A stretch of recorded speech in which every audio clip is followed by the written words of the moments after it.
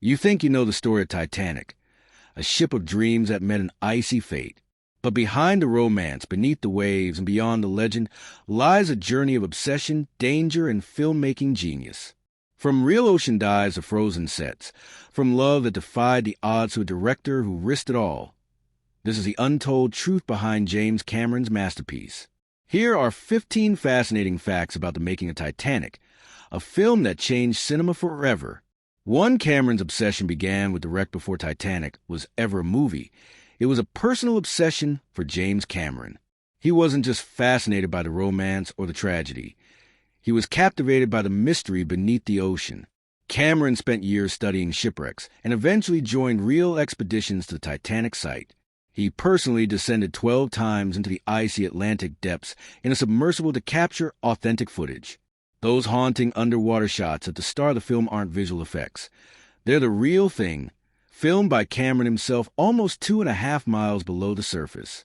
The Titanic was rebuilt from scratch in Mexico to recreate the legendary ship. Cameron didn't rely on computers. He rebuilt it. A near full-scale replica of the Titanic was constructed in Rosarito Beach, Mexico, inside one of the largest film sets ever built. Engineers created custom water tanks and wave machines to simulate the Atlantic Ocean. The result was so realistic that many extras described walking onto the set as stepping back in time. The production site became a floating city, a masterpiece of engineering designed solely for this film. 3, Leonardo DiCaprio almost rejected the role of Jack when Leonardo DiCaprio was first offered a role of Jack Dawson. He wasn't interested. He felt the script was too romantic and feared it wouldn't challenge him as an actor. But when Cameron paired him with Kate Winslet for a chemistry test, everything changed. Their natural connection was undeniable. Cameron knew immediately that he'd found his leads. DiCaprio's youthful charm and sincerity made Jack an unforgettable icon of love and adventure. Before Kate Winslet fought for her role, Kate Winslet wasn't Cameron's first choice. Several established actresses were considered before her, including Gwyneth Paltrow and Claire Danes. But Kate refused to accept rejection. She called Cameron personally, sent him flowers, and pleaded, "You don't understand, I am Rose." Her passion won him over. Despite being only 21, Winslet delivered a mature, emotionally rich performance that would define her career and make her one of Hollywood's most respected actresses. 5, the set was cold, chaotic, and dangerous. Filming Titanic was grueling. The sinking scenes took months to complete, with actors spending endless nights in freezing water. The temperature was so cold that Kate Winslet suffered from pneumonia, and several extras developed hypothermia. Cameramen wore wetsuits to stay warm during long shoots. Yet despite the discomfort, Cameron insisted on realism. He wanted audiences to feel the chill, the panic, and the chaos just as the real passengers did in 1912. 6, the crew called Cameron. The captain on set, James Cameron's leadership style was intense. He demanded absolute perfection from his team, often pushing actors and crew to their limits. Some found him difficult, even intimidating, but everyone respected his vision. Cameron ran the set like a ship, structured, disciplined, and efficient. Crew members nicknamed him the captain. Despite the tension, his dedication paid off. Every frame of the movie carries his signature precision and ambition. 7, every detail was historically accurate. Cameron's obsession with authenticity bordered on the extreme. He hired historians, studied blueprints, and even replicated the wallpaper and furniture from the original ship. Every piece of silverware, every teacup, every menu was copied from Titanic's real design. Even the clock on the grand staircase was positioned exactly as it had been in 1912. This attention to detail made Titanic not just a love story, but a historical recreation that feels almost like time travel. 8, the movie nearly bankrupted the studio by mid-production. Titanic had become the most expensive movie ever made. With costs soaring past $200 million, studio executives were panicking. Critics predicted disaster, calling it Cameron's folly. But when the film hit theaters in 1997, it defied every expectation. It became a global phenomenon, grossing over $2 billion and remaining the world's highest-grossing film for more than a decade. What was once feared as a financial disaster became a cinematic miracle.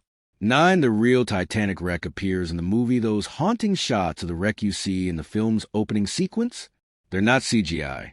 Cameron actually filmed the real Titanic on the ocean floor using deep-sea submersibles. Each dive lasted up to 16 hours, and the cameras captured eerie, unforgettable images of the ship's remains. These authentic scenes give the movie a haunting realism, reminding viewers that beneath the love story lies a true human tragedy.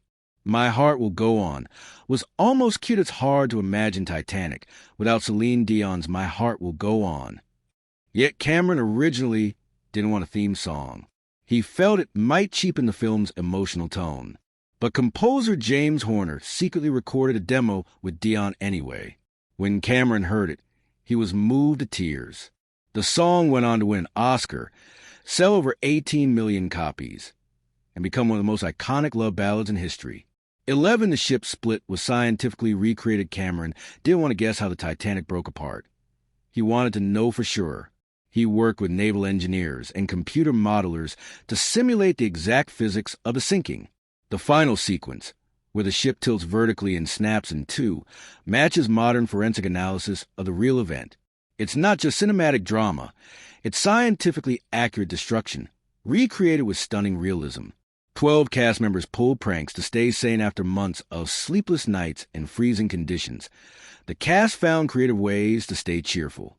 Leonardo DiCaprio, known for his playful side, brought water guns to the set and started surprise battles between takes. Crew members joined in, laughing through exhaustion. Despite the film's grim subject, those lighthearted moments became treasured memories, proof that even amid chaos, joy found a way. 13. The film swept 11 Academy Awards at the 1998 Oscars. Titanic dominated. It won 11 Academy Awards, tying with Ben-Hur for the most wins in history. James Cameron took home Best Director, proudly declaring, "I'm the king of the world," echoing his character's famous line. The film's success turned its young cast into global stars and cemented Cameron's reputation as one of the most ambitious filmmakers alive. 14. Cameron later returned with Ghost of the Abyss. Cameron wasn't done with the Titanic after 1997. Years later, he returned to the real wreck for his documentary Ghost of the Abyss. Using advanced 3D technology, he explored parts of the ship never seen before. This time, it wasn't about drama. It was about history, memory, and closure. The journey allowed Cameron to honor the souls lost and the ship that defined his career. 15. The love story became timeless more than 2 decades later. Jack and Rose remain cultural icons.